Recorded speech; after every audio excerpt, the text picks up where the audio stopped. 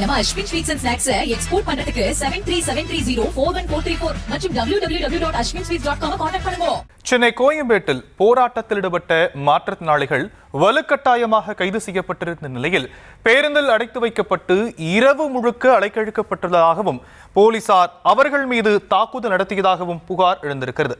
அது மட்டுமல்லாது தாக்குதலில் காயமடைந்த மார்க்சிஸ்ட் மூத்த தலைவர் பாலகிருஷ்ணனின் மனைவி ஜான்சி ராணி மருத்துவமனையில் அனுமதிக்கப்பட்டுள்ளதாக கூறும் போராட்டக்காரர்கள் தங்கள் வாழ்வாதாரத்திற்காக அரசிடம் கையேந்த வேண்டுமா என ஆவேசமாக பேசியுள்ளனர்.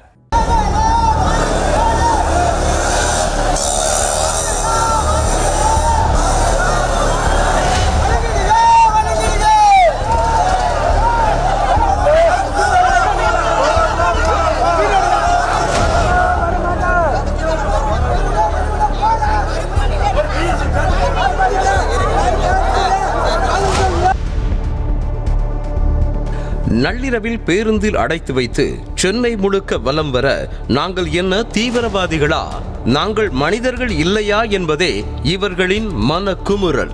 அண்டை மாநிலமான ஆந்திரா மற்றும் புதுச்சேரியில் வழங்கப்படுவதைப் போன்று தமிழ்நாட்டிலும் மாற்றுத்திறனாளிகளுக்கான மாதாந்திர உதவித்தொகையை உயர்த்தி ரூபாய் 6000 உயர்த்தி வழங்க வேண்டும்.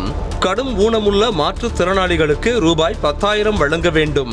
படுத்த படுக்கையாக உள்ள மாற்றுத்திறனாளிகளுக்கு ரூபாய் 15,000 வழங்க வேண்டும் என்பன உள்ளிட்ட பல்வேறு கோரிக்கைகளை முன்வைத்து அனைத்து வகை மாற்றுத்திறனாளிகள் மற்றும் பாதுகாப்போர் உரிமைக்கான சங்கம் சார்பில் தொடர்ந்து போராட்டத்தில் ஈடுபட்டு வருகின்றனர். அந்த வகையில் சென்னை சேப்பாக்கத்தில் போராட்டத்தில் ஈடுபட்டு கொண்டிருந்த மாற்றுத்திறனாளிகள் கைது செய்யப்பட்டு RR ஸ்டேடியத்திற்கு அழைத்து செல்லப்பட்டார்கள்.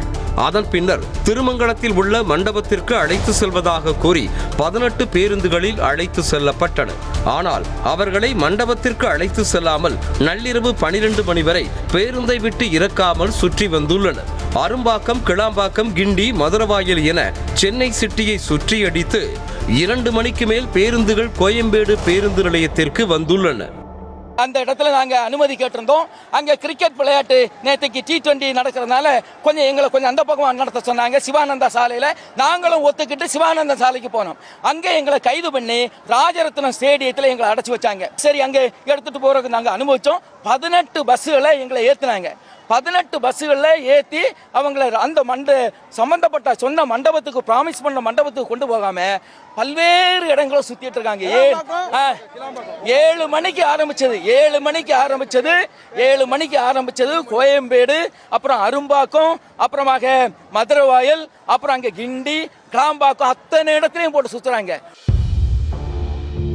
இதனையடுத்து மாற்றுத்திறனாளிகளை அங்கேயே விட்டுவிட்டு ஓட்டுநர்களும் காவல்துறையினரும் சென்றதாக தெரிகிறது. அதனால் பேருந்துக்குள்ளேயே சிலர் படுத்து உறங்க பேருந்து நிலையத்தில் போர்வைகளை விரித்து ஆங்காங்கே சிலர் தூங்கினர். அதில் சில மாற்றுத்திறனாளிகள் தங்களது 4 சக்கர வாகனத்திலேயே சாய்ந்து தூங்கிய அவலத்தையும் காண முடிந்தது. இப்படியாக கண்ணுறக்கம் கெட்டு சில மணி நேரத்தில் இரவு பகலாக கோயம்பேட்டில் 3 இடங்களில் மீண்டும் மாற்றுத்திறனாளிகள் உச்சி வெயிலில் சாலையின் குறுக்கே அமர்ந்தும் கை குழந்தைகளை வைத்தபடியும் சாலையில் படுத்தும் போராட்டத்தை தொடர்ந்தனர். அப்போது பேசிய அவர்கள் தங்களை நேக்காக பேருந்தில் ஏற்றிய காவல்துறையினர் இறக்கிவிடுமாறு கெஞ்சியும் உள்ளுக்குள் வைத்தே தாக்கியதாகவும், அந்த தாக்குதலில் மார்க்சிஸ்ட் கட்சியின் மூத்த தலைவர் பாலகிருஷ்ணனின் மனைவி ஜான்சி ராணி மீது காயம் ஏற்பட்டு மருத்துவமனையில் அனுமதிக்கப்பட்டிருப்பதாகவும் கொந்தளித்தனர். பஸ்களையும் கொண்டு கோயம்பேட்டில் 2 மணிக்கு மேல விட்டாங்க. எல்லாம் விட்டுட்டு போயிட்டாங்க. போலீஸ், டிரைவர்ஸ் எல்லாம் ஓடிட்டாங்க. அவங்களுக்கு ஒரு சாப்பாடு, தண்ணி கூட கிடையாது. இதுவரை இவ்வளவு நேரம் தண்ணி கூட கிடையாது. இவ்வளவு நேரம் கஷ்டப்பட்டு இருக்கோம். எதுக்காக நாங்க கஷ்டப்படுறோம்? உணவு, தண்ணீர் என எந்த அடிப்படை வசதியும் செய்து கொடுக்காமல் தங்களை அலைக்கழித்ததாக குற்றம் சாட்டிய போராட்டக்காரர்கள் 1500 ரூபாயை வைத்து எப்படி வாழ்வது, உதவித்தொகையை உயர்த்துமாறு அரசிடம் கையேந்தி கொண்டே இருக்க வேண்டுமா என கேள்வி எழுப்பினர். 10,000, 5,000 கோரிக்கை வச்சு 7 கட்ட போராட்டங்களை இதுவரை தமிழ்நாட்டில் டாடாடாக் சங்கம் நடத்தியிருக்குதுங்க. முறையா முதலமைச்சருக்கு சொல்லியிருக்கிறோம், அரசு செயலாளர்களுக்கு சொல்லியிருக்கிறோம். இதுவரையில் நிறைவேற்றல. நேற்றுல இருந்து நாங்கள் பட்டி கிடக்கிறோம். எங்களை மெட்ராஸை சுத்தி இதாந்து 3 மணிக்கு இந்த கோயம்பேடு பஸ் ஸ்டாண்ட்ல விடுறாங்க. இந்த போலீஸ் செய்யறது நியாயம் இல்லைங்க. வெறும் 1500 உதவித்தொகை வச்சுக்கிட்டு போனு, ஆதார் கார்டு, மாற்றுத்திறனாளியோட யூடிஐடி கார்டு, ரேஷன் கார்டு எல்லாத்தையும் செல்போன் இணைக்க வேண்டிய தேவை இருக்குது. அந்த செல்போனை யூஸ் பண்ணா 200 ரூபா ரீசார்ஜ் பண்ணணும்.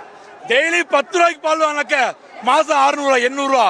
ரேஷன் பொருள் அரிசி மட்டும்தான் இலவசம், மற்ற அனைத்தும் 100 ரூபா 900 ரூபாய் ஆகி போகுது.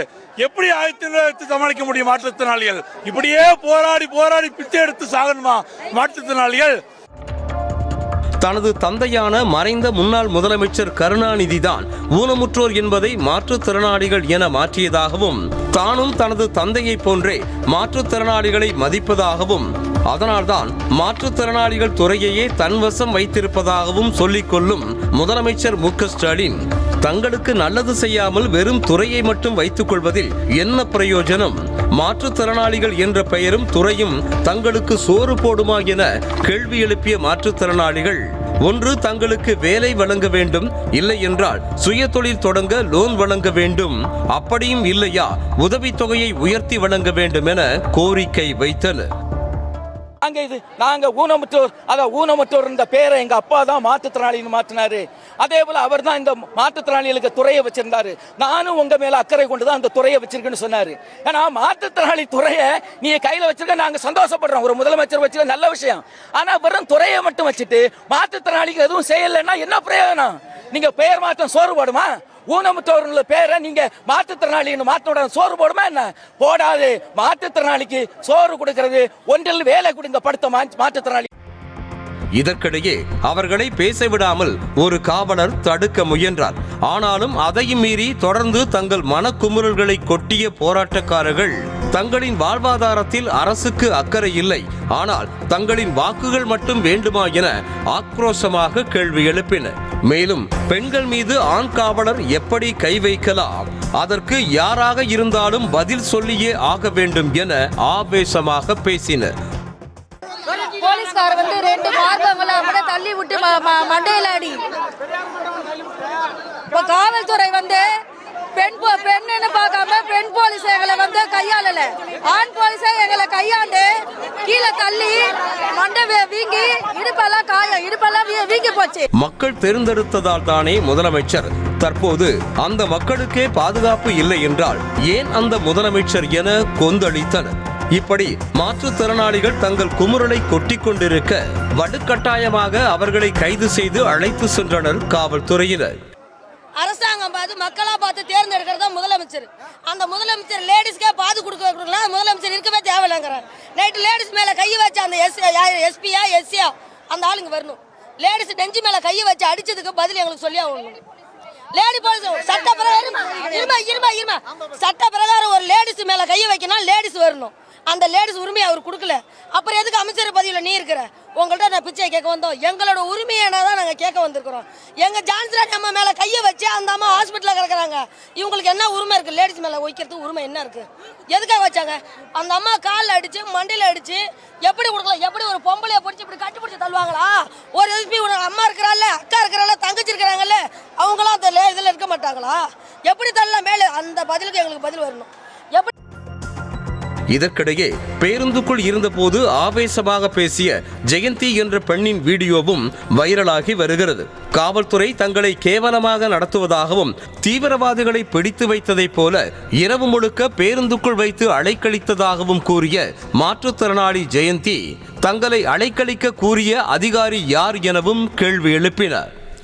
தீவிரவாதிகளை பிடிச்சு வச்சிருக்க மாதிரி கையில்லாத கால் இல்லாத வாய் பேச முடியாத மாற்றுத்திறனாளிகளை உள்ள பிடிச்சு வச்சுக்கிட்டு நம்ம என்னமா ஓடி போற மாதிரி இந்த காவல்துறை நினைக்கிறாங்க போல.